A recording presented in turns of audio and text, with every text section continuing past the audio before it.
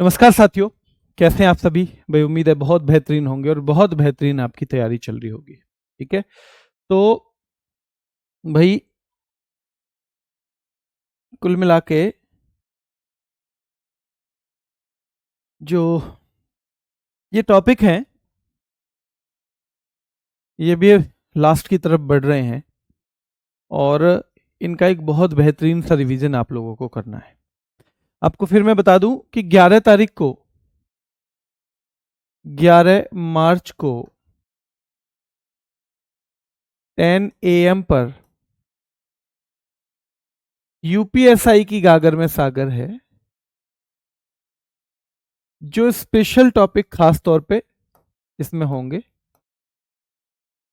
गागर में सागर। ठीक है, और ये आप जितने भी बच्चे कांस्टेबल की तैयारी कर रहे हो, यूपीएसआई की तैयारी कर रहे हो, होम गार्ड की तैयारी कर रहे हो, क्योंकि ये वाले स्पेशल टॉपिक्स का लेवल सब में पहले भी देखा गया है, लगभग सेम आ रहा है, लगभग सेम आ रहा है। तो ये आप लोगों को लेनी है।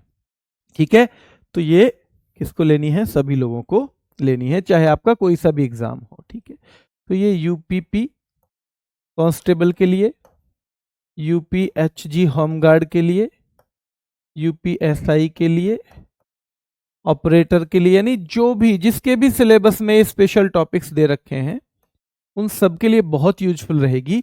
और एक ही क्लास से बहुत कॉन्फिडेंस भी मिलेगा आपको, एक ही क्लास से बहुत कॉन्फिडेंस भी मिलेगा। मैक्सिमम पीवाईक्यू भी शामिल होंगे इसमें, जितने भी करवाए गए हैं आज तक, और साथ में प्रैक्टिस क्वेश्चंस भी होंगे। तो लगभग एक बहुत बेहतरीन सा रिवीजन आपको इससे मिलने वाला है। ठीक है, चलिए, एक ही नहीं हुई बेटा, जनगणना की ज्यादा क्लास हुई है, उनका 2 फोल्डर बन गए थे, 2 फोल्डर बन गए थे, मैंने डलवा दिए हैं। वो जनगणना की एक ही क्लास नहीं हुई है, जनगणना की क्लास हुई है। ठीक है, चलिए आइए देख लेते हैं। तो अब हम चलेंगे वाणिज्य और व्यापार में, तो औद्योगिक नीतियों पे। देखो भाई, व्यापार और वाणिज्य में एक महत्वपूर्ण भूमिका निभाती है इंडस्ट्री, जिसे हम हिंदी में कहते हैं उद्योग। उद्योग का मतलब आप कह सकते हो बिजनेस। जो व्यापार है उसमें जो बिजनेस हैं, हमारे जितने भी इंडस्ट्री हैं, वो एक महत्वपूर्ण भूमिका निभाते हैं। तो इसलिए हमें यह भी पता होना चाहिए कि औद्योगिक नीतियां हमारे यहां कब कब आई हैं, इंडस्ट्री से जुड़ी हुई हमारी पॉलिसी कब कब आई हैं, कैसे आई हैं। ठीक है, कब कब आई हैं, कैसे आई हैं। ठीक है, उससे पहले बस एक चीज और बता दूं, कल क्लास होगी की ऐप पे।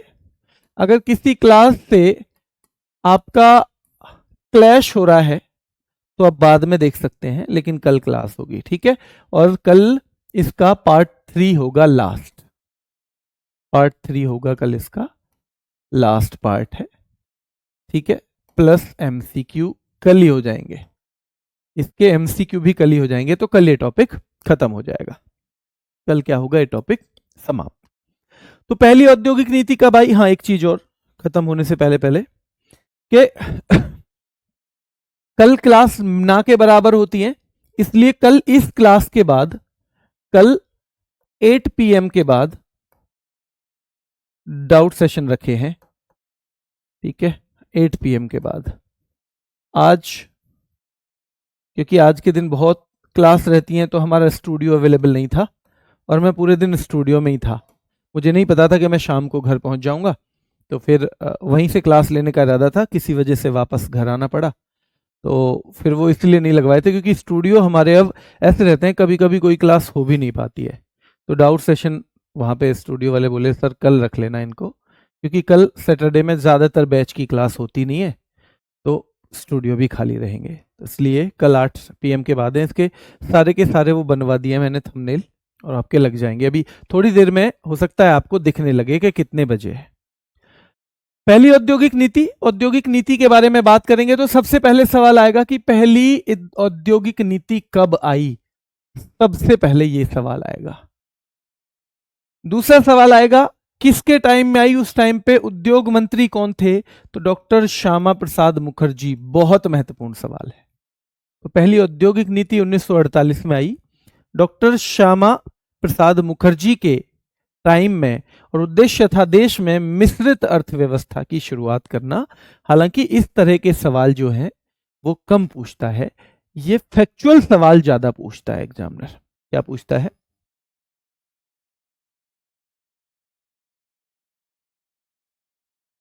ठीक है, तो याद रखना है भाई कि घोषणा हुई 6 अप्रैल 1948 को, और उद्योग मंत्री कौन थे? श्यामा प्रसाद मुखर्जी। और ये दोनों फैक्ट महत्वपूर्ण हैं। अब पूछा जाएगा पहली औद्योगिक नीति में, यानी उद्योगों से संबंधित नीति, उद्योगों से ही तो व्यापार बढ़ेगा, वही तो व्यापार की नींव है। तो उद्योगों को कितनी श्रेणियों में बांटा गया था? यह सवाल सीधे सीधे पूछा जाएगा कि भैया जो पहली औद्योगिक नीति आई तो उसमें उद्योगों को कितनी श्रेणियों में बांटा गया? तो 4 श्रेणियों में बांटा गया। समझाने के लिए बता देता हूं कि एक तो सरकारी एकाधिकार वाले, कुछ ऐसे उद्योग थे, कुछ ऐसे काम थे जिन पर केवल सरकार का ही क्या था? अधिकार था, यानी केवल सरकार ही उन उद्योगों को लगा सकती थी। अब जैसे मैं आज भी कहूं कि जी मैं परमाणु ऊर्जा बनाना चाहता हूं, तो आप बताओ क्या सरकार मुझे ये अलाउ करेगी? क्या सरकार मुझे अलाउ करेगी?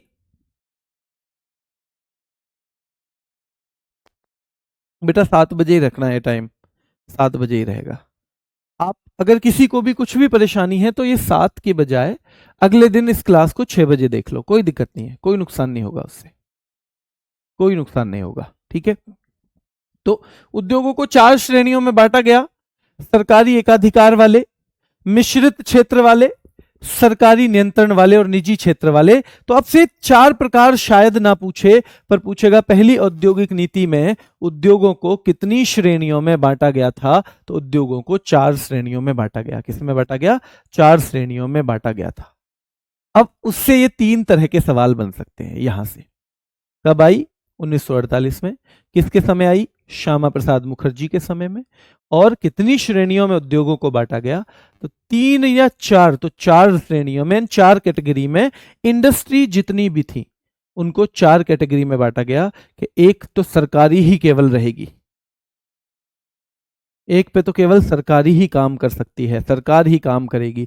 एक ऐसी सरकार का नियंत्रण रहेगा, उस पे सरकार का कंट्रोल रहेगा। एक मिश्रित, कोई भी कर लेगा उस पे, चाहे गवर्नमेंट चाहे प्राइवेट। ठीक है, और एक निजी क्षेत्र जो केवल प्राइवेट वाला, केवल प्राइवेट लोग ही उसे करेंगे, सरकार उसमें कोई दखल नहीं देगी। तो ये 4 तरह के उद्योग पहली नीति में हमने बनाए, पहली नीति में बांटे। ठीक है, चलिए औद्योगिक नीति प्रस्ताव ये दूसरे नंबर पे आ गया। अब आपसे एक सवाल पूछा जाता है कई बार, औद्योगिक नीति प्रस्ताव 1956 का, पहला 1948 हो गया। ये औद्योगिक नीति जो याद रखना है मेरे भाई, औद्योगिक नीति प्रस्ताव तो ये 1956 का है। और पूछा जाएगा किस औद्योगिक नीति को या किस औद्योगिक नीति प्रस्ताव को भारत का आर्थिक संविधान कहा जाता है?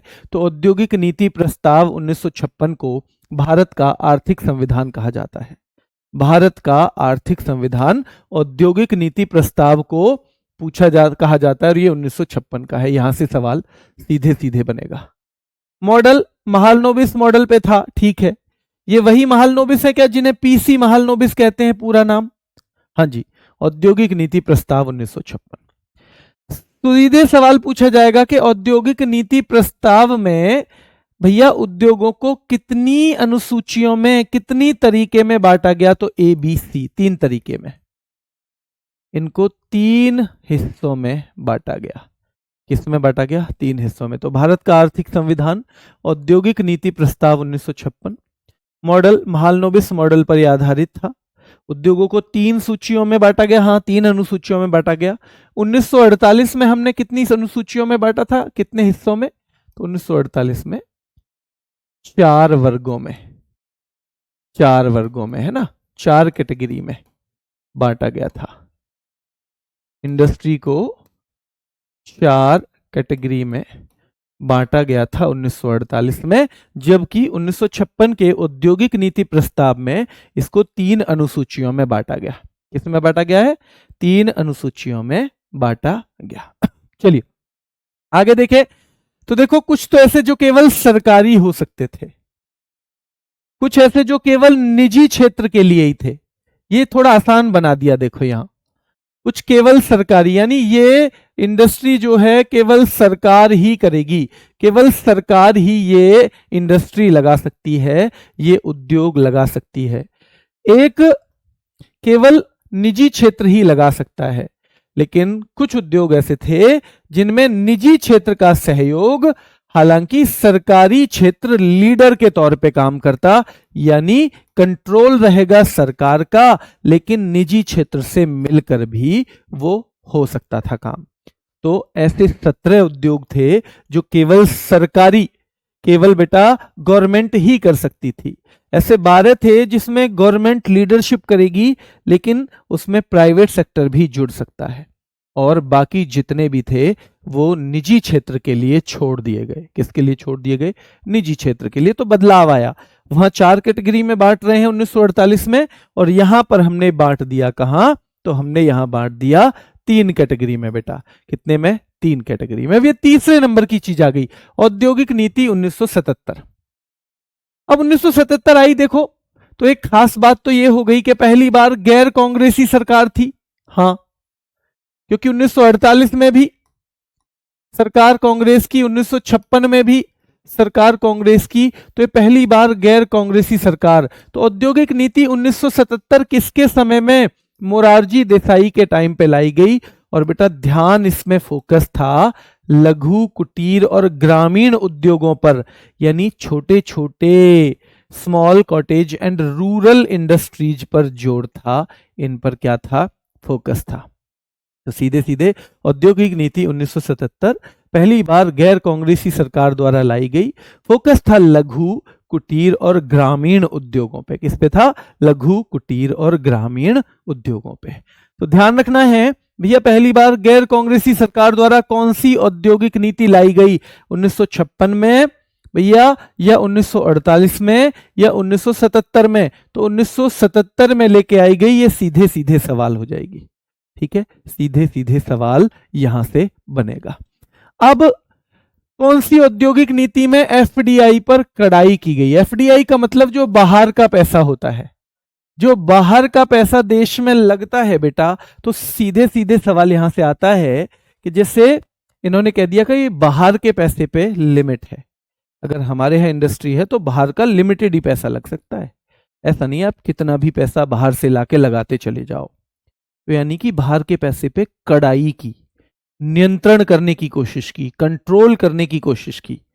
और इसी वजह से कोका कोला और आईबीएम जैसी कुछ कंपनियां थीं जो भाग गईं बाहर। इन्होंने कहा नहीं भाई, हम इस नियंत्रण में काम नहीं कर सकते, हमारा जो हिस्सा है, हम आपके यहां बिजनेस कर रहे हैं, जो उसमें हमारा हिस्सा है हम उसे कम नहीं कर सकते, इसलिए हम तो यहां से जा रहे हैं। और इन्होंने अपना प्लांट यहां से उठा लिया था। तो कौन सी औद्योगिक नीति की वजह से विदेशी कंपनियों को भारत छोड़ने पर मजबूर होना पड़ा?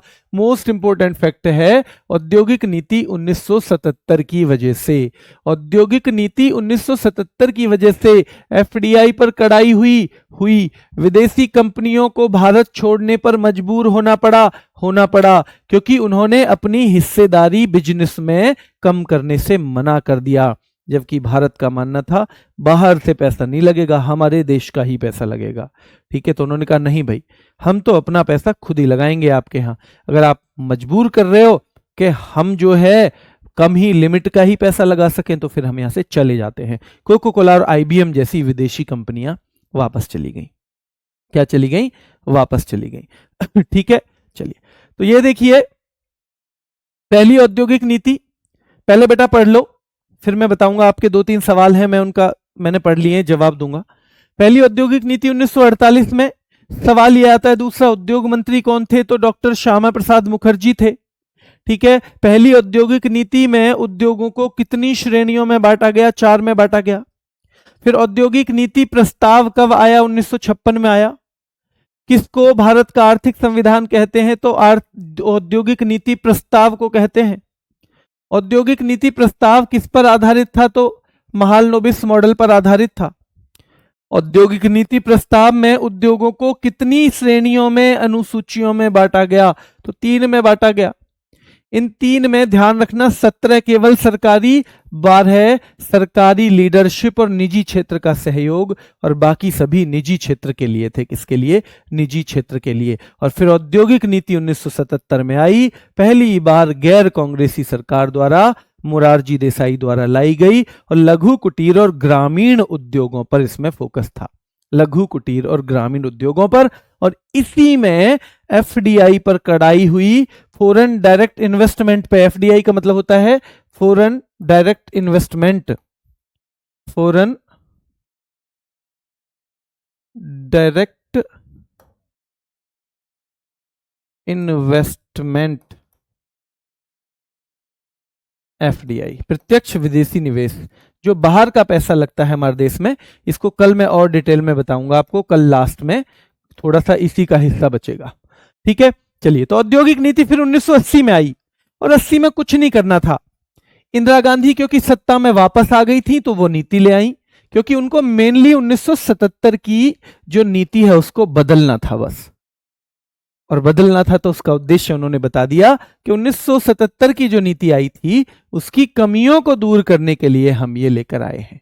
1948 साल याद रखनी है, 56 साल याद रखनी है, 77 याद रखनी है, और उसको दूर करने के लिए जो 77 में कमी रह गई थी 1980 में आ गए। कब आ गए? 1980 में आ गए। ठीक है, क्लियर है? चलिए, नई औद्योगिक नीति 1991 में आई। नई औद्योगिक नीति कब आई? 1991 में। ये मोस्ट इंपोर्टेंट है। 1991 में नई औद्योगिक नीति आई, और ये किसकी सरकार के में आई बेटा? तो पीवी नरसिम्हा राव सरकार के दौरान। यानी पीएम कौन थे? तो पीवी नरसिम्हा राव सरकार। तो नई औद्योगिक नीति 1991 में आई। उस टाइम पे वित्त मंत्री कौन थे? बहुत महत्वपूर्ण सवाल है। तो मनमोहन सिंह, जो बाद में 10 साल प्रधानमंत्री भी रहे, ये उस टाइम पे वित्त मंत्री थे। और इस आर्थिक सुधारों के पहले दौर को सिंह राव का समय कहा जाता है। कौन? मनमोहन सिंह, नरसिम्हा राव। मनमोहन सिंह, नरसिम्हा राव बेटा। तो इसलिए राव मनमोहन मॉडल भी इसको बोल देते हैं। क्या बोल देते हैं? राव मनमोहन मॉडल भी इसको बोल दिया जाता है। रटने की जरूरत नहीं है आपको, बस समझ में आना चाहिए। नई औद्योगिक नीति क्यों आई बेटा? कब आई? तो जब भारत भुगतान संतुलन के भारी संकट से गुजर रहा था। भुगतान संतुलन का मतलब होता है भैया, हमारे पास विदेशी व्यापार करने के लिए उस टाइम पैसा नहीं था, संकट था, क्योंकि हम निर्यात बहुत कम कर पा रहे थे। मैंने कल बताया था, जब हम निर्यात बहुत कम करेंगे, जब वस्तुओं को हम कम बेचेंगे विदेश में, तो फिर हमारे पास विदेश का पैसा तो होगा ही नहीं। फिर जब हमें बाहर से बहुत सारी चीजें खरीदनी पड़ी, तो पैसा किसमें पेमेंट करोगे? पेमेंट तो हो ही नहीं पाएगा। ऐसी स्थिति को भुगतान संतुलन का संकट कहते हैं। क्या कहते हैं? भुगतान संतुलन का संकट। तो जब ये इस तरह से हो गया कि हमारे पास बाहर से चीजें खरीदने के लिए पैसे बिल्कुल ही नहीं है, बिल्कुल हम खत्म होने वाले हैं अर्थव्यवस्था के तौर पे, तब जाकर एक नई औद्योगिक नीति 1991 में आई, और इसको एलपीजी मॉडल भी कहा गया। एल का मतलब है लिबरलाइजेशन, जिसको हम हिंदी में कहते हैं उदारीकरण। पी का मतलब है प्राइवेटाइजेशन, जिसका मतलब हम कहेंगे निजीकरण। और जी का मतलब ग्लोबलाइजेशन, यानी कि वैश्वीकरण। यानी जो हमारी एक बंद सी अर्थव्यवस्था थी, हम पूरे विश्व के लिए खोल के नहीं रखते थे जिस अर्थव्यवस्था को, हम प्राइवेट कंपनियों पे बहुत कंट्रोल करते थे, तो उस सब में थोड़ी ढील देने का समय आया। क्यों? क्योंकि ताकि भारत आर्थिक प्रगति के पथ पे आगे बढ़ सके। मान लो सरकार ने कहा ये फैक्ट्री तो केवल मैं ही बना सकता हूं, ये काम तो केवल मैं ही करूंगा, और सरकार के पास पैसा नहीं है उतना, सरकारों को तो और जगह भी लगाना है ना पैसा। और एक बिजनेसमैन ऐसा बैठा है जो कह रहा है जी हाँ, बस आप मुझे छूट दे दो, मैं बना लूंगा। तो अगर वो बन जाएगी तो भैया क्या होता? कम से कम भारत के सभी लोगों तक वो सुविधा तो पहुंच जाती। अगर हमारे पास मेट्रो बनाने का पैसा नहीं होता कभी भी, तो क्या हम 50 साल और मेट्रो ना बनाए? अरे भाई, अगर जापान ने हमारे यहां बना दी, और जापान सारा प्रॉफिट ले जाए बेशक उसका, पर कम से कम सुविधा तो भारत को मिल रही है। अगर भारत के पास 100 साल पैसा नहीं होता और 100 साल मेट्रो नहीं बनती, तो क्या हम 100 साल बिना मेट्रो के नहीं रहते? मेन चीज है कि भैया ज्यादा कंट्रोल मत करो, जिन बिजनेस को प्राइवेट लोग कर सकते हैं उनमें अपना पैर मत अड़ाओ। ये सब इस चीज के लिए आई और इसलिए इसको कहते हैं निजीकरण। यानी भैया प्राइवेट कंपनियों को भी बढ़ावा दो खूब, लिबरलाइजेशन, उदारीकरण, उदार हो जाओ। ऐसे मत करो कि इतना कंट्रोल करके रखते हो कि बिजनेस फेल ही हो जाए किसी का। तो ये सब चीजें शुरू हुई ताकि अर्थव्यवस्था का जो हमारा पहिया रुका हुआ था वो दोबारा से चलना शुरू हो जाए। तो भारत जब भुगतान संतुलन के भारी संकट से गुजर रहा था तब कौन सी औद्योगिक नीति आई थी? तो औद्योगिक नीति 1991 आई थी, है ना। कौन सी औद्योगिक नीति ने एलपीजी मॉडल को जन्म दिया? तो औद्योगिक नीति 1991 ने एलपीजी मॉडल को जन्म दिया। इसलिए उदारीकरण के जनक हमारे यहाँ किनको कहा जाता है? तो मनमोहन सिंह को हमारे यहाँ पे उदारीकरण का जनक कहा जाता है। क्या कहा जाता है? उदारीकरण का जनक कहा जाता है। ठीक है, चलिए। तो भारत जब भुगतान संतुलन के भारी संकट से गुजर रहा था तो पीवी नरसिम्हा राव सरकार ने क्रांतिकारी नीति पेश की थी। एलपीजी मॉडल है ये। उदारीकरण के जनक डॉक्टर मनमोहन सिंह है। वित्त मंत्री औद्योगिक नीति 1991 के समय क्या थे? कौन थे भाई? मनमोहन सिंह ही थे। उस समय पीएम कौन थे? तो नरसिम्हा राव थे। कौन थे? नरसिम्हा राव थे। फैक्ट आपको याद रखना है, ठीक है। और उदारीकरण के लिए लाइसेंस राज की समाप्ति, यानी 18 उद्योग रखे इन्होंने, केवल 18 इंडस्ट्री ऐसी रखी जिसके लिए लाइसेंस की जरूरत नहीं है, वरना लाइसेंस मतलब जिसके लिए लाइसेंस की जरूरत है, वरना तो बाकी बिना लाइसेंस के। पहले हम, आप देखोगे ना, कई साल तक ऐसा था, हम ऐसे ऐसे बिजनेस के लिए लाइसेंस देते थे, कैसे कैसे के लिए, जिसमें ऐसी सरकार की कोई जरूरत ही नहीं है, और लाइसेंस मांगने में वो एलजी रहती थी बातें। लोगों को पैसे कमाने का भी टाइम मिलता था, उसमें पैसे कमाने के भी मौके मिलते थे। यानी कोई सीट पे बाबू बैठे हुए हैं और उन्होंने फाइल रोक रखी है केवल, अरे भैया यहां जब तक दक्षिणा नहीं चढ़ाओगे तब तक कैसे लाइसेंस दे दें। तो कहा कि भाई जैसे बिजनेस में लाइसेंस की जरूरत नहीं है, अब कोई बंदूक बनाना चाहता है तो उसे लाइसेंस की जरूरत है, पर कोई खिलौने बनाना चाहता है तो उसको काहे का लाइसेंस भाई? तो इसीलिए इसमें, क्योंकि उदार हो रही है सरकार, उदार, जो अब तक कंट्रोल रखती थी, जो हर चीज में लाइसेंस के नाम पे अपना पैर अड़ाती थी, उस सब को धीरे धीरे दूर किया जा रहा है। तो लाइसेंस राज की समाप्ति हुई। 18 प्रमुख उद्योगों को छोड़कर बाकी सभी के लिए लाइसेंस की जरूरत समाप्त कर दी गई और एफडीआई की सीमा भी बढ़ाई गई। दुनिया के बाजार, दुनिया के लिए हमने अपने बाजार खोल दिए कि हमारी कंपनी में लगाओ पैसा भैया, अगर लगा सकते हो तो। हमारे पास कम पैसे हैं, हम उस कंपनी को बहुत आगे तक नहीं ले जा पा रहे, अगर आप लगा सकते हो तो आप लगा दो। यानी हमने क्या किया, अपने बाजार को दुनिया के लिए खोल दिया, और इसी को हम ग्लोबलाइजेशन कह देते हैं, इसी को हम उदारीकरण भी कह देते हैं। ठीक है। तो एलपीजी मॉडल आया। कौन सी औद्योगिक नीति में, देखो कितने सवाल बन सकते हैं सीधे। देखो भैया, नई औद्योगिक नीति 1991 कब आई थी? तो 1991 में आई थी। किसके समय में आई थी? पीवी नरसिम्हा राव की सरकार के समय में आई थी। औद्योगिक नीति 1991 के समय वित्त मंत्री कौन थे? मनमोहन सिंह थे। कौन थे? मनमोहन सिंह। कौन सी औद्योगिक नीति तब लाई गई जब भारत भुगतान संतुलन के संकट से गुजर रहा था? तो भैया 1991 की औद्योगिक नीति तब लाई गई। इसमें कौन सी औद्योगिक नीति में एलपीजी मॉडल को अपनाया गया? तो भैया 1991 की में एलपीजी मॉडल को अपनाया गया। भारत में उदारीकरण के जनक कौन कहे जाते हैं? तो फादर ऑफ लिबरलाइजेशन कहे जाते हैं डॉक्टर मनमोहन सिंह। कौन सी औद्योगिक नीति में प्रमुख उद्योगों को छोड़कर बाकी सभी के लिए लाइसेंस की जरूरत समाप्त कर दी गई? तो भैया इसी में कर दी गई 1991 में। कौन सी औद्योगिक नीति में विदेशी निवेश की सीमा बढ़ाई गई और भारतीय बाजारों को पूरी दुनिया के लिए खोल दिया गया? तो 1991 में। जबकि 77 में तो एफडीआई की सीमा घटाई गई थी। एफडीआई की सीमा घटाई गई थी 77 में, 91 में ये बढ़ा दी गई है। 91 में ये बढ़ा दी गई है बेटा, ठीक है ना। चलिए, हाँ, कंपनी का प्रॉफिट होगा तो फॉरेन कंट्रीज के लोगों को भी प्रॉफिट होगा। हाँ बिल्कुल होगा, बिल्कुल होगा बेटा। ठीक है, क्लियर है? यहां तक क्लियर?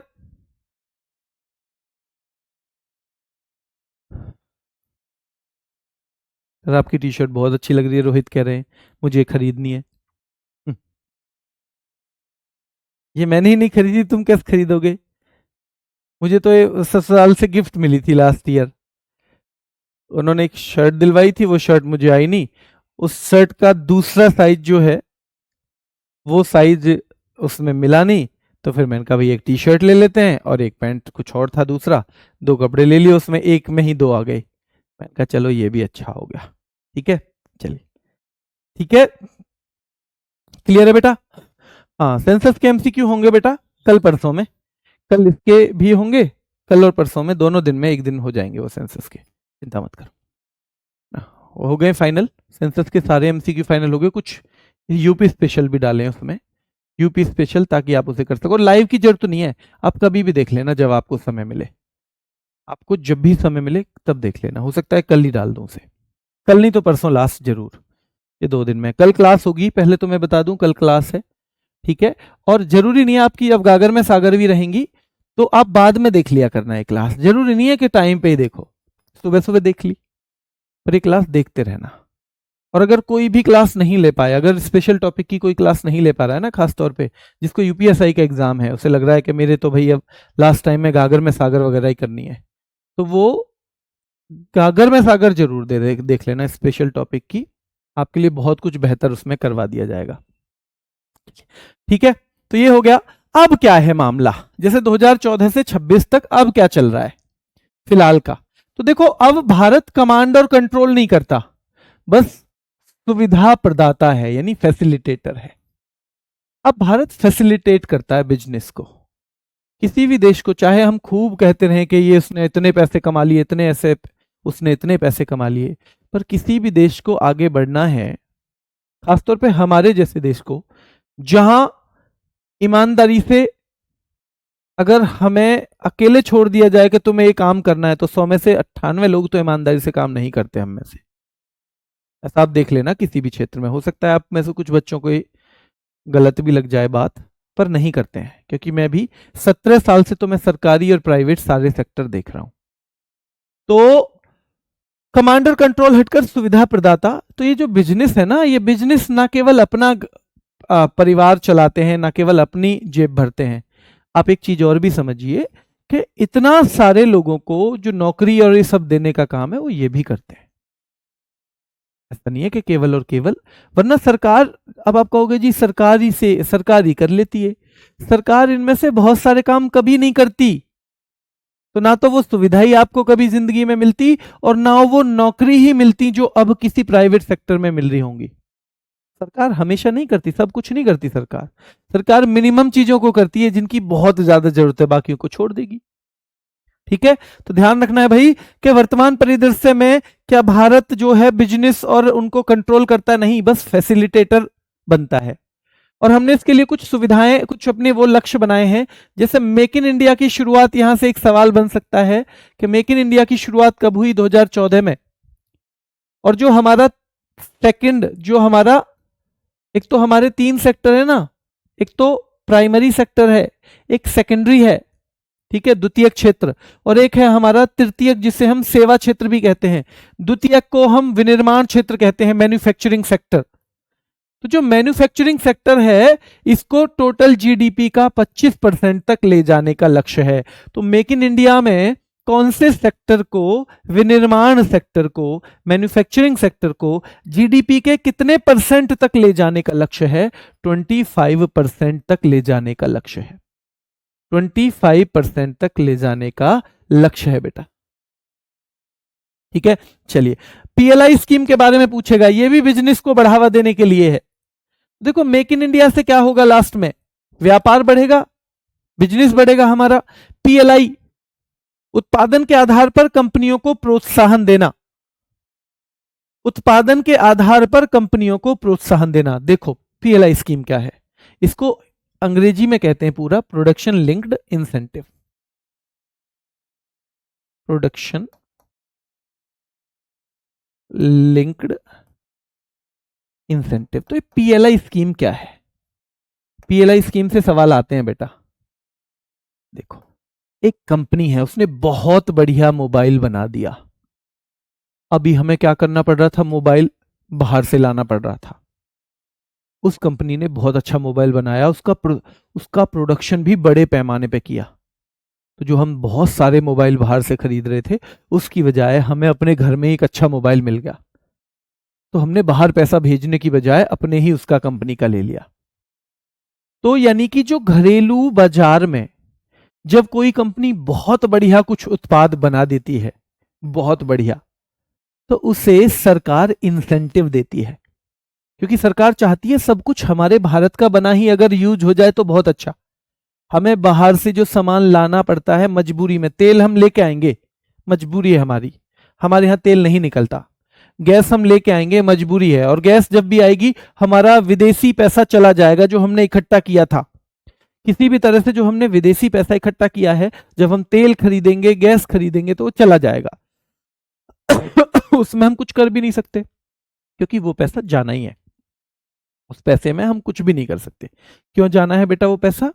क्योंकि गैस हमारे यहां नहीं होती और तेल हमारे यहां नहीं होता। पर मोबाइल है, चिप है, कोई घड़ी है, कपड़े हैं, ठीक है, और ऑटोमोबाइल है, जैसे गाड़ियां हैं, तो इनको तो हम बना सकते हैं, क्योंकि इनके लिए तो ऐसा नहीं है ना कि हमारी धरती से निकलते हैं ये तो हम अपनी टेक्नोलॉजी का यूज करके बना सकते हैं।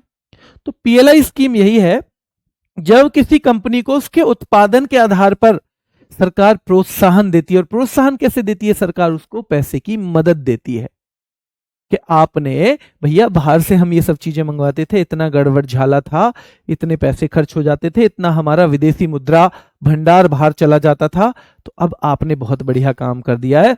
आपने इतनी अच्छी चीज यहीं बना दी, हमें बाहर कुछ देना ही नहीं पड़ रहा। तो पीएलआई यानी कि जब उत्पादन के आधार पर कंपनियों को प्रोत्साहन दिया जाता है, तो उसको हम प्रोडक्शन लिंक्ड इंसेंटिव यानी कि पीएलआई कहते हैं।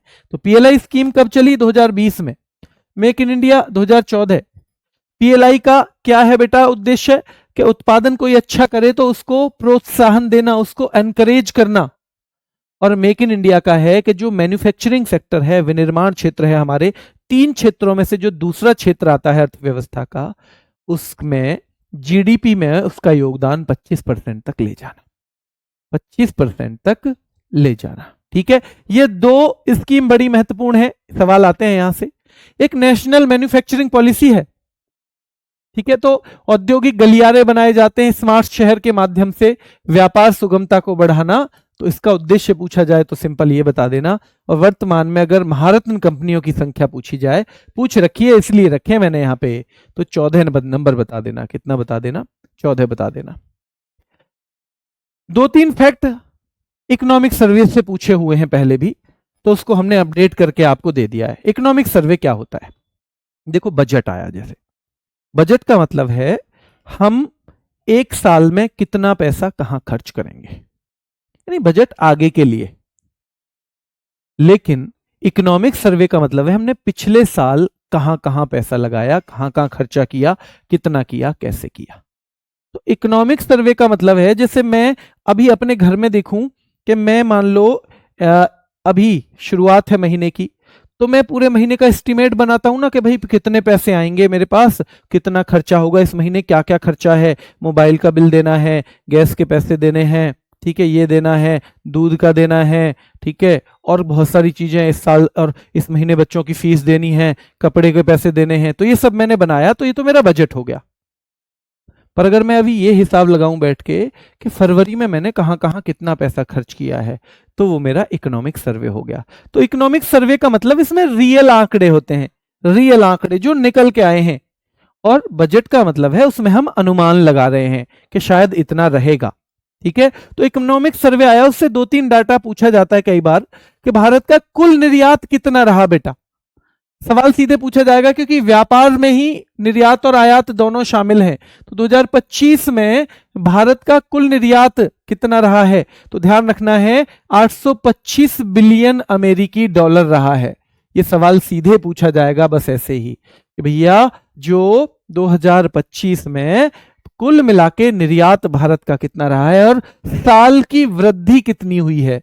तो भाई पिछली जो साल था ये निर्यात, उसकी तुलना में 6.1% की वृद्धि हुई है। दो डेटा यहां से आपको पूछा जाएगा, दो डेटा पूछा जाएगा कि वित्त वर्ष 2025 में कुल निर्यात जो है कितना रहा, 825 बिलियन डॉलर, इसमें वृद्धि कितनी हुई है, तो 6.1% की वृद्धि हुई है।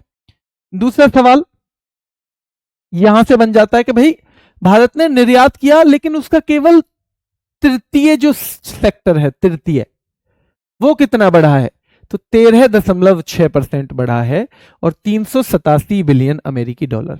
देखो तीन चीजें हमारी, प्राथमिक सेक्टर भी है, द्वितीयक भी है, तृतीयक भी।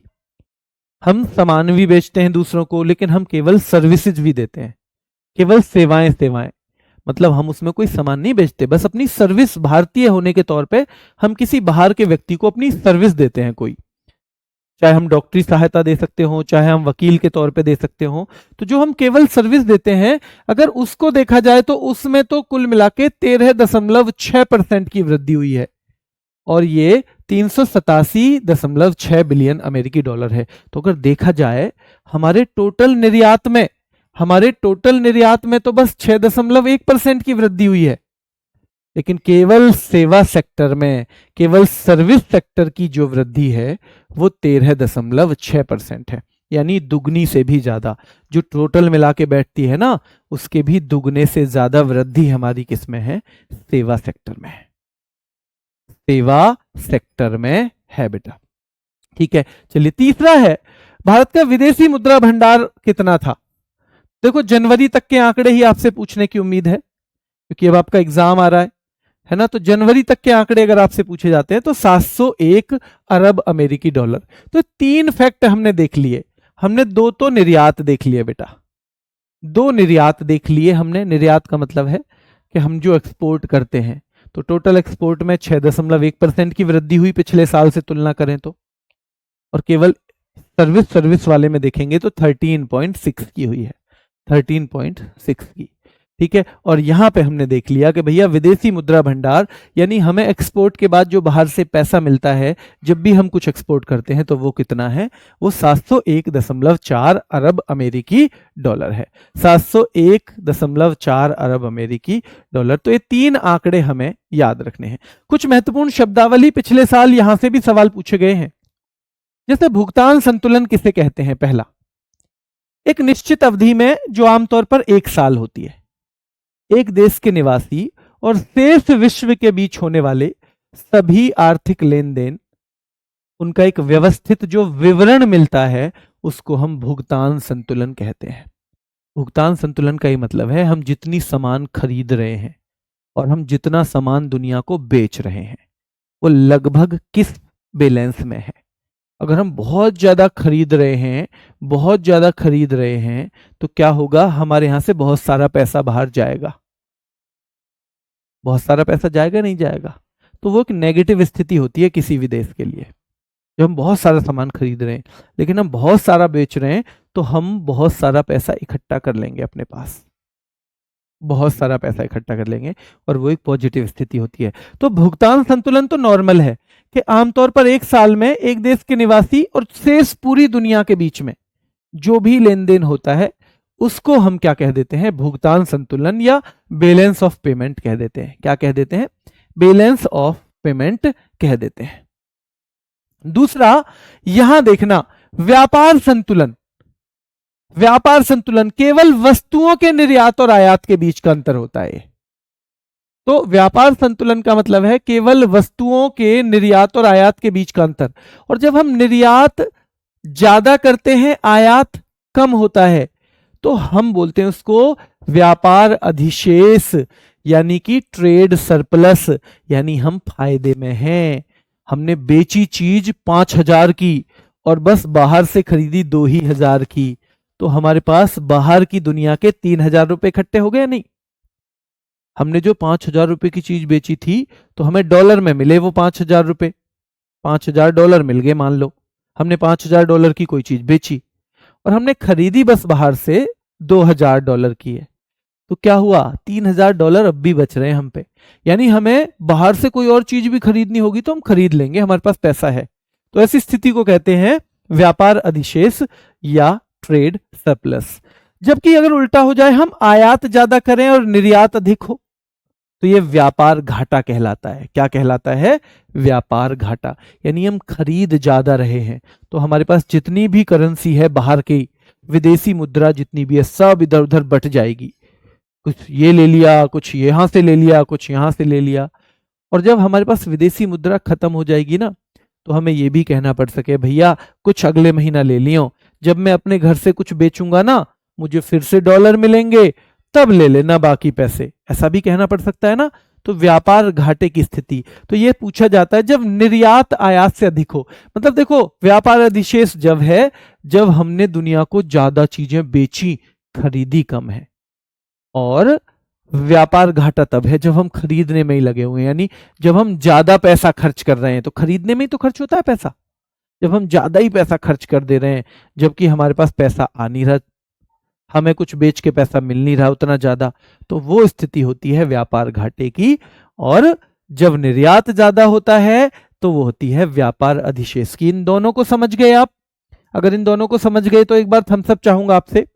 तो व्यापार संतुलन क्या होता है कि भैया केवल दृश्य वस्तु जो है जिनको हम देख सकते हैं, उनके निर्यात और आयात के बीच का अंतर होता है व्यापार संतुलन। जब निर्यात ज्यादा हो तो व्यापार अधिशेष, जब आयात ज्यादा हो तो व्यापार घाटा। बस इतना याद करो। डंपिंग, जब कोई देश अपनी वस्तुओं को विदेशी बाजार में उस कीमत पर बेचता है जो उसकी घरेलू कीमत से कम होती है, इसे रोकने के लिए एंटी डंपिंग ड्यूटी लगाई जाती है। देखो यहां देखो, ये भारत है, मान लो ये है भारत। अब भारत में मान लो हमें कोई ऐसा प्रोडक्ट है, कोई एक प्रोडक्ट है, जैसे हमें ए प्रोडक्ट है, ए प्रोडक्ट है, या मैंने कह दिया भैया कोयला है, मान लो कोयला मान लो मिल रहा है भारत में, ठीक है, घरेलू जो कीमत है इसकी। तो अगर हम बाजार जाते हैं छज्जू भाई के पास, तो छज्जू भाई इसे 20 रुपए प्रति किलो, 20 रुपए प्रति किलो देता है। यानी हम कोयले लेने गए और छज्जू भाई से कहा भैया कोयला देना 2 किलो, वो कहता है 40 रुपए दे दो। अब चीन ने, मान लो चीन, ये है चीन, और इसने अपना बहुत सारा कोयला यहां पर दे दिया, बहुत सारा कोयला इसने भारत में आके डाल दिया और कीमत कर दी कि मैं आपको 15 रुपए किलो दूंगा। 15 रुपए, कितना? 15 रुपए पर केजी। अब मुझे बताओ कि भैया छज्जू भाई से खरीदेंगे अब पैसा, छज्जू भाई से खरीदोगे या फिर चीन वाले से खरीदोगे? आप किससे खरीदोगे? जो चीन वाला व्यापारी आके बैठ गया एक, उससे खरीदोगे या छज्जू भाई से खरीदोगे? जल्दी से कमेंट करके बताओ मुझे, जल्दी से एक बार कमेंट करके बताओ कि ये कोयला घरेलू बाजार में मिल रहा था 20 रुपए पर किलो, हम छज्जू भाई से लाते थे, चीन ने अपना कोयला यहां डाल दिया और कीमत कर दी 15 रुपए पर किलो, 15 रुपए पर किलो। तो हम कौन सा कोयला खरीदेंगे? चीन वाला। अब ऐसे में क्या छज्जू भाई बर्बाद नहीं हो जाएंगे? ऐसे में छज्जू भाई बर्बाद हो जाएंगे? तो बर्बाद हो जाएंगे, क्योंकि उनसे तो कोई खरीदेगा नहीं। और अगर छज्जू भाई से एक आध साल किसी ने कुछ नहीं खरीदा, तो छज्जू भाई का जो बिजनेस है वो ठप, छज्जू भाई का बिजनेस ठप होगा या नहीं होगा? हाँ जी, छज्जू भाई का तो ठप हो जाएगा, क्योंकि हमें 1 ही किलो नहीं लेना, हो सकता है किसी को 1000 किलो लेना हो, तो वहीं से खरीदेगा जहां से सस्ता मिल रहा है। तो ऐसे में कोई भी सरकार क्या करती है कि भैया वो जैसे यहां पे 15 रुपए पर किलो दे रहा है, तो वो यहां पे अपना बहुत सारा माल डंप कर रहा है, डंप यानी कि डंप कर रहा है मतलब इकट्ठा कर रहा है, और हमारे देश के लोगों को बर्बाद करना चाह रहा है। तो यहां पे एंटी डंपिंग ड्यूटी लगा दी जाती है। तो भारत सरकार कहेगी भैया चीन से जो भी कोयला आएगा उस पे 50% एंटी डंपिंग ड्यूटी है, क्योंकि चीन कभी कभी क्या करता है, कोई भी देश ऐसे कि वो हो सकता है उसके यहां 15 रुपए से ज्यादा हो खुद के कोयला, लेकिन उसे छज्जू भाई को बर्बाद करना है। क्यों? ताकि जब छज्जू बर्बाद हो जाए तो वो अपना कोयला जो है चाहे यहां 50 रुपए किलो पे क्यों ना बेचे, उसे 50 रुपए किलो की कीमत मिलेगी फिर, क्योंकि छज्जू भाई यहां का तो बर्बाद हो गया और लोगों को जरूरत है कोयले की, तो फिर वो 50 पे भी खरीदेगा। तो ऐसे में कोई भी सरकार एंटी डंपिंग ड्यूटी लगाती है और सरकार कहेगी चीन भाई तुम्हारे यहां से जो भी कोयला आएगा हम उस पे 50% क्या लगाते हैं, टैक्स लगाते हैं। अब 50% टैक्स लगाते ही 15 रुपए ये और 7.5 रुपए टैक्स। चीन का कोयला हो गया 22.5 रुपए पर किलो। अब फिर से किसका कोयला, तो भैया छज्जू भाई का कोयला ही सब खरीदेंगे, क्योंकि ये तो 20 रुपए किलो है। तो एंटी डंपिंग या डंपिंग होती है कि जब आदमी अपना प्रोडक्ट दूसरे देश में कम कीमत पर बेचने को तैयार हो जाए और उसके जो घरेलू लोग हैं उनसे भी कम कीमत पे, ताकि वो घरेलू बिजनेस जो है खत्म हो जाए। पर सरकार अपने घरेलू बिजनेस को बचाने के लिए, क्योंकि हमेशा चीन से तो लेंगे नहीं, छज्जू भाई की जरूरत तो हमें पड़ेगी, इसलिए जब वो इस तरह घरेलू व्यापारियों की रक्षा के लिए किसी बाहर के सामान पर ड्यूटी लगाती है तो उसको एंटी डंपिंग ड्यूटी कहा जाता है। क्या कहा जाता है, एंटी डंपिंग ड्यूटी कहा जाता है। यहां तक क्लियर है बेटा, यहां तक क्लियर है? अगर क्लियर है तो थम्स अप कर दो।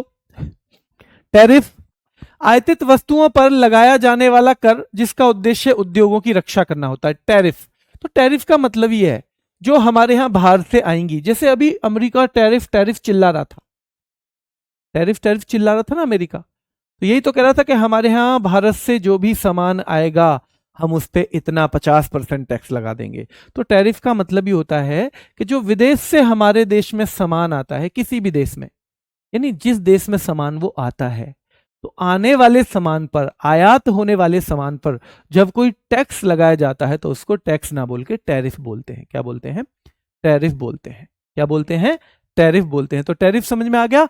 इम्पोज्ड, इंपोर्टेड गुड्स, जो सामान हम खरीद रहे हैं, इंपोर्ट कर रहे हैं अपने यहाँ, ठीक है, तो उन पे जो भी कर लगाया जाता है उसे टैरिफ कहते हैं।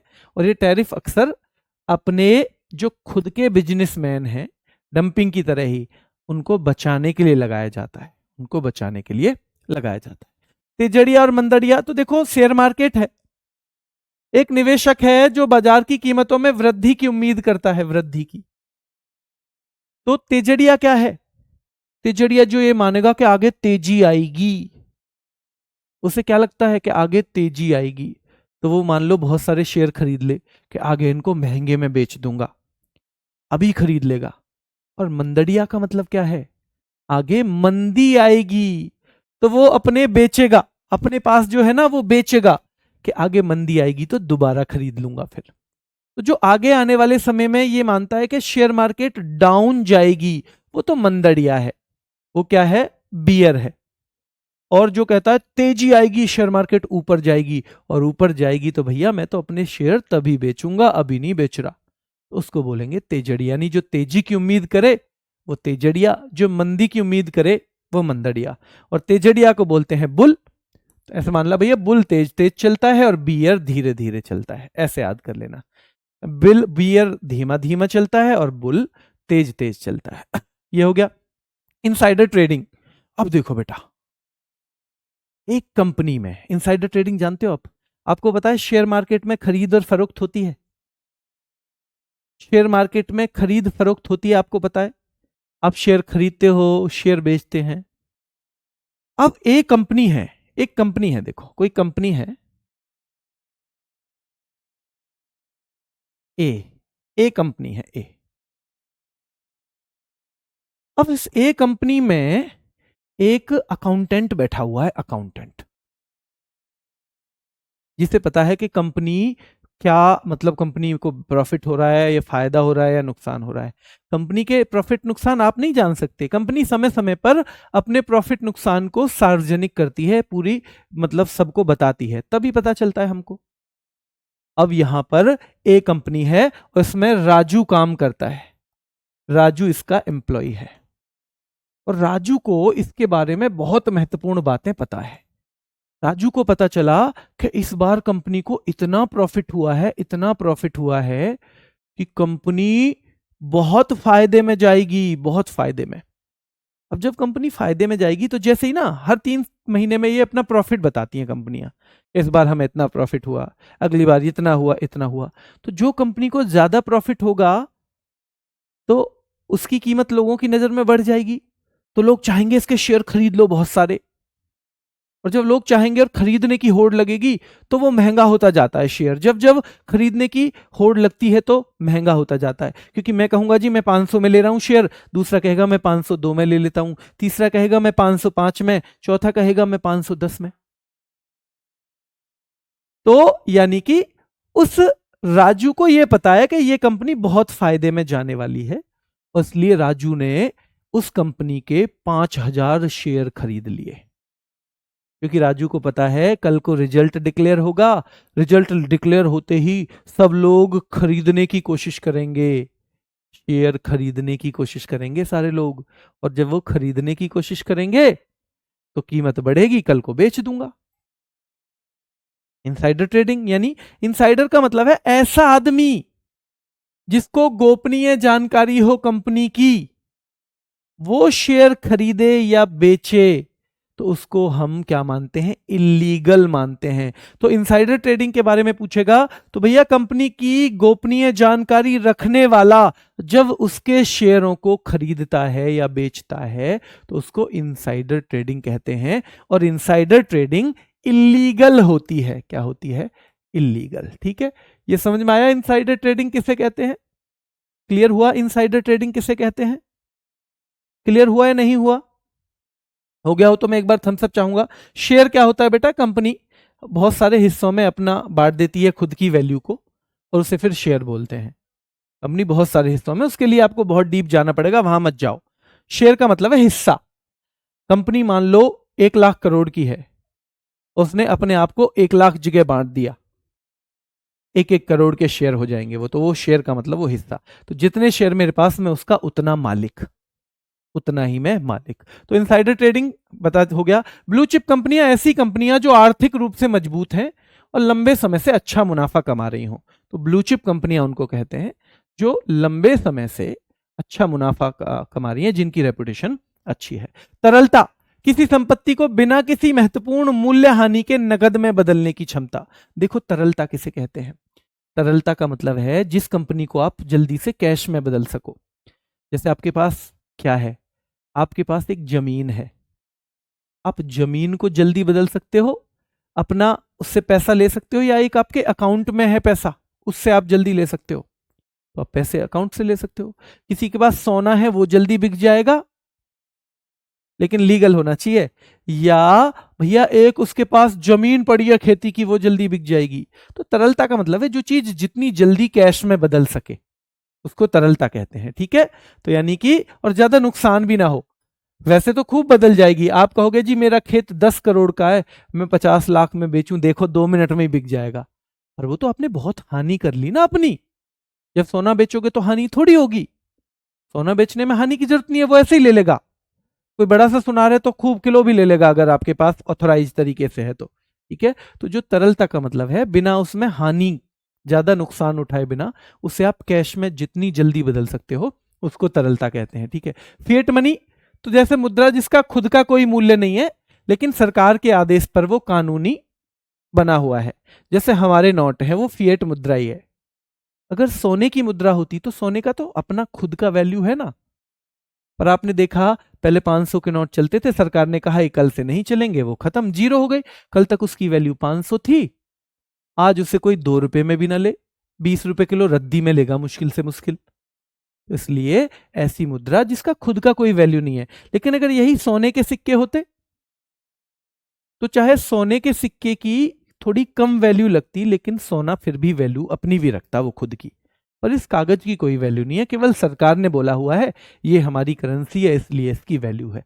तो फिएट मुद्रा वो होती है जिसका खुद का अपना कोई आंतरिक मूल्य नहीं है, लेकिन सरकार के आदेश पर इसे कानूनी टेंडर यानी लीगल टेंडर माना गया है। ठीक है, एनपीए नॉन परफॉर्मिंग असेट होती है, यानी एनपीए का मतलब है कुछ ऐसी चीजें जहां पैसा मरने की उम्मीद हो, आपको पैसा मरने की उम्मीद, उनको एनपीए बोल देते हैं, नॉन परफॉर्मिंग असेट। आपने एक लोन दिया किसी बैंक ने 10 लाख का, वो मिलने की उम्मीद नहीं है, वो एनपीए हो गया। क्या हो गया? एनपीए हो गया। ठीक है, और जो लगातार आ रहा है वो भी एनपीए नहीं, वो एनपीए नहीं है। एनपीए का मतलब वो 10 लाख जो आपने दे दिया ना, उससे आपको कुछ नहीं मिल रहा, उसकी कोई परफॉर्मेंस नहीं है, अब उससे कुछ मिल ही नहीं रहा बेटा। ठीक है, ध्यान रखना है। यहां क्लियर है? तो ऋण या अग्रिम जिस पर ब्याज या मूलधन का भुगतान 90 दिनों से ज्यादा तक ना हो, यानी लोन है और 90 दिन के तक उस पर कोई पैसा आपको नहीं मिल रहा, तो वो क्या हो जाएगा? तो वो हो जाएगा नॉन परफॉर्मिंग असेट। देखो कुछ बिजनेस होते हैं B2B, तो B2B किसको कहते हैं? जो दो व्यवसायों के बीच हो, बिजनेस टू बिजनेस। और B2C जब बिजनेस सीधे कंज्यूमर यानी ग्राहक के साथ हो तो उसे कहते हैं B2C। B2B का मतलब है जब दो व्यवसाय, दो बिजनेस के बीच में व्यापार होता हो, और जब व्यवसाय यानी एक बिजनेस और एक ग्राहक के बीच में होता हो तो उसे हम B2C कहते हैं। यूनिकॉर्न भी एक महत्वपूर्ण तथ्य है। यूनिकॉर्न का मतलब है एक स्टार्टअप कंपनी। स्टार्टअप का मतलब जिसने बस काम शुरू किया है, जिसका मूल्यांकन $1 बिलियन है। क्या है? $1 बिलियन है, वो यूनिकॉर्न कंपनी कहलाती है। क्या कहलाती है? यूनिकॉर्न कंपनी कहलाती है। इसकी मैं अभी डलवा देता हूं PDF। अगर आपको कम समझ में आ रहा हो, ठीक है, आप इसका एक रिवीजन करना। इसका एक रिवीजन करना है आपको। क्या करना है? इसका एक रिवीजन करना है, ठीक है। कल इस क्लास के बाद आपसे इंटरेक्शन है, बातें होनी है थोड़ी सी, और कल ही एक पहला रैपिड फायर होगा आपका, रैपिड फायर, और वो मानवाधिकार का होगा। क्या होगा? मानवाधिकार को बहुत जल्दी से उसका मैं रिवीजन करवाऊंगा, बहुत कम समय में। तो कल रैपिड फायर के लिए तैयार रहना। रैपिड फायर होना है ताकि जो हम कराते जा रहे हैं वो थोड़ा थोड़ा सा आपको याद भी होता चले। और रैपिड फायर में हम सारा टॉपिक नहीं रखेंगे, क्योंकि टॉपिक तो हमें पढ़ाना पड़ता है। उसमें जो सबसे महत्वपूर्ण चीज है, जहां से सबसे ज्यादा एग्जाम में आने की संभावना हो, केवल उसका जल्दी से रिवीजन करवाएंगे बेटा। ठीक है, चलिए। ठीक है बेटा, अंशिका मैं देख लेता हूं, मैं देख लेता हूं अंशिका। ठीक है, जनगणना की सारी क्लास शो है, मैं फिर भी एक बार चेक कर लेता हूं। मैंने आज दिन में ही देखी थी, वो 2 फोल्डर बन गए थे, हो सकता है आपने अभी ना देखी हो। ठीक है, कल मैराथन है, मैराथन लीजिए, बिल्कुल लीजिए। कल जो मैं क्लास कराऊं आप उसे बाद में देख लेना, मैराथन के बाद, क्योंकि कल लेकिन इसके MCQ भी होने हैं, तो जरूर कर लेना। कल ये 20 मिनट की क्लास भी रहेगी, 20-25 मिनट की, और फिर इसके MCQ होने हैं, तो आपको देखना जरूर है कल। ठीक है, अभी के लिए इतना ही। हाँ, रैपिड फायर बेटा यूट्यूब पे होंगे, यूट्यूब पे हमारा चैनल रोजगार विद अंकित। ठीक है, कल इसका रैपिड फायर मिलेगा। 1 या 2 रैपिड फायर में पूरा मानवाधिकार समाप्त हो जाएगा और बहुत अच्छा आपका रिवीजन भी होगा। और रैपिड फायर को तब यूज कब देखना है? वो जब आपके पास बिल्कुल खाली समय हो, आप घूमने जा रहे हो, वॉकिंग के लिए जा रहे हो, ऐसे जा रहे हो, तब देखना है, उसके बाद नहीं। ठीक है, अभी के लिए इतना ही, धन्यवाद।